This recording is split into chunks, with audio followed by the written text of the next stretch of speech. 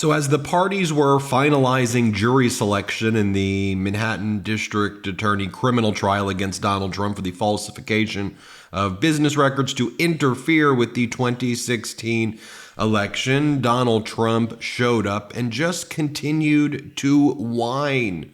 He goes in front of the reporters and he just whines like a little petulant child. Before doing that, he sent out this email to his supporters: "I'm not going to jail!" Breaking. And it is a photo of Donald Trump where he says, "I am not going to jail." He then posted on his social media platform in all caps, "Every minute, post, post, post, post," as he's getting into the courtroom, just consistently posting things in all caps. Without presidential immunity, it would be impossible for a president to properly function. If they take away my presidential immunity, they take away crooked Joe Biden's. Without presidential immunity, the presidency will lose its power. This is not what our founders wanted, all exclamation points. If a president does not have immunity, the opposing party, it's post, post, post, post, post, post, post. As I've always said, if you post anything like that about any topic, yet alone the fact that what he's saying is he wants to order SEAL Team 6 to kill his political opponents. If you were writing about your fantasy football team, if you were writing about, golf, if you were writing about bird watching, if you were writing about whatever hobby that you like, if you were, whatever it is, if you were behaving this way, I'd be like, there's some serious issues. Yet alone, the Republican Party is like, yeah, give this man the nuclear codes. Let's give this man the nuclear codes. And then as he's posting these things every minute, he walks into court and then he just goes, "The White House is actually the Manhattan District Attorney." Yeah. You know the District Attorney? They're the White House. It's the White House that is the DA. What are you talking about? What's the stupidest stuff that he says? It's just stupid.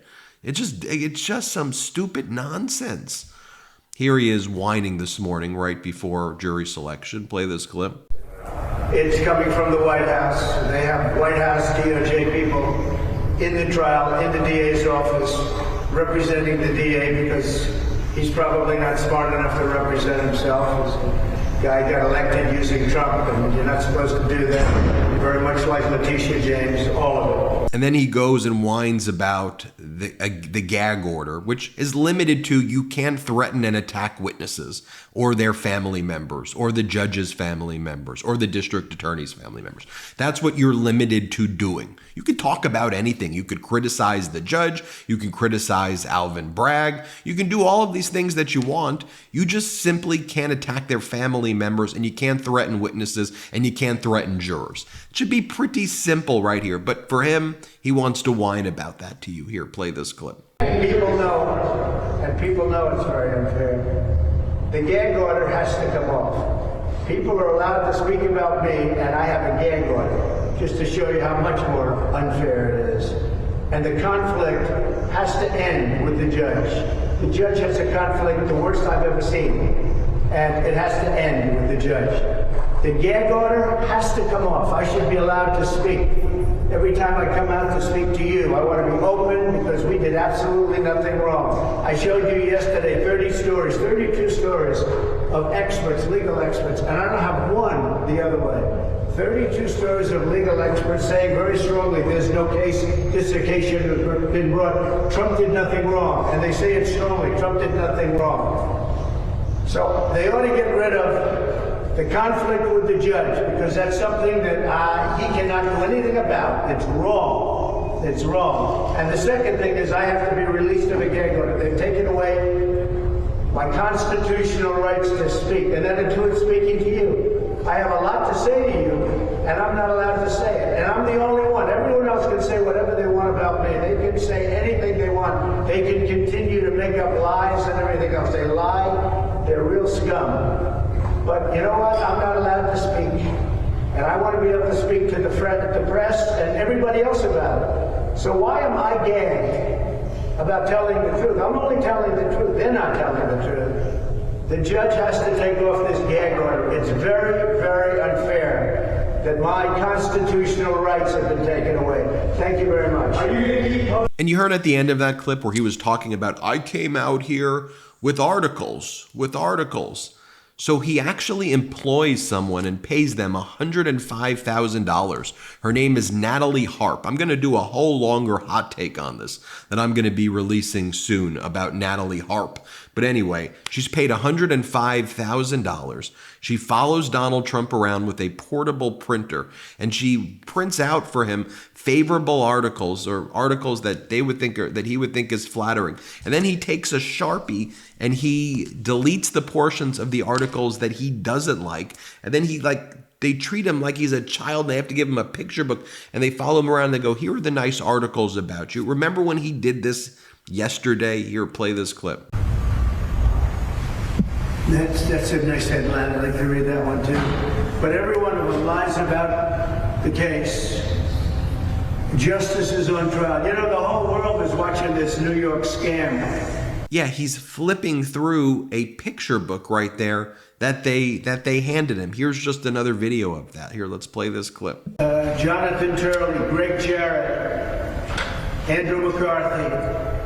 Every one of them saying they call it a zombie case, meaning it is no case. And they say, is it constitutional? They don't think the case is. These are all stories that have taken place over the last.